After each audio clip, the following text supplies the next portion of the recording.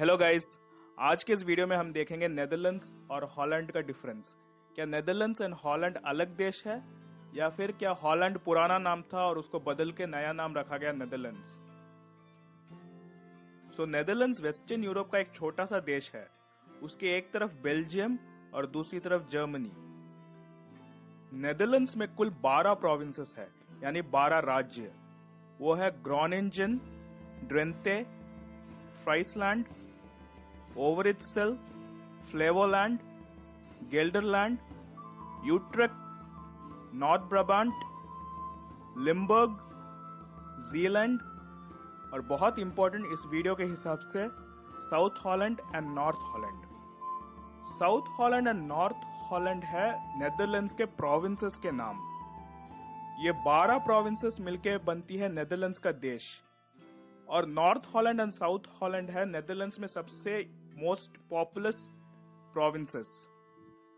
Holland देश का नाम नहीं है, बल्कि नेदरलैंड्स में प्रोविंसेस के नाम है। नेदरलैंड्स के लोगों को डच पीपल कहा जाता है और उनका लैंग्वेज का नाम भी डच है।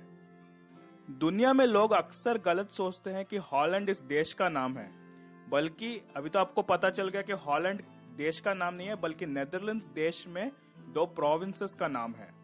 इस कंफ्यूजन का रीजन ये है कि north and South Holland Netherlands के मोस्ट पॉपुलर प्रोविंसेस है और नेदरलैंड्स के जो मोस्ट इंपॉर्टेंट टूरिस्ट डेस्टिनेशंस है, मोस्ट अट्रैक्शंस है, वो नॉर्थ एंड साउथ हॉलैंड पर ही है। जैसे नेदरलैंड्स का कैपिटल एम्स्टर्डम नॉर्थ हॉलैंड पर है, फिर यूरोप का most busiest port Rotterdam port वो साउथ हॉलैंड पर है, फिर international court of justice the Hague वो साउथ हॉलैंड में, फिर विंडमिल हेरिटेज साइट किंडरजिक वो भी साउथ हॉलैंड पर है। 16th और 17th सेंचुरी में ब्रिटेन, फ्रांस, पोर्चुगल और स्पेन की तरह नेदरलैंड्स ने भी बहुत जगह अपनी कॉलोनीज इस्टेब्लिश की थी। फिर 19th सेंचुरी और 20th सेंचुरी में ये कॉलोनीज, बहुत सारे कॉलोनीज इंडिपेंडेंट हो गई। लेकिन बहुत सारी ऐसे जगह भी है जो अभी भी नेदरलैंड्स के अंडर में आते हैं। तो हम देखते हैं वो सब क्या है।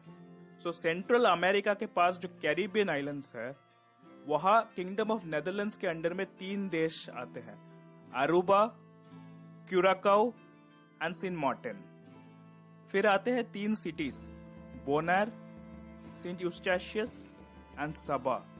ये 3 नेदरलैंड्स देश के 3 शहर हैं। अभी फाइनल कंक्लूजन में हम देखें तो किंगडम ऑफ नेदरलैंड्स के अंडर में 4 कॉन्स्टिट्यूएंट कंट्रीज आती है, Netherlands, Aruba, Curacao and Sint Martin.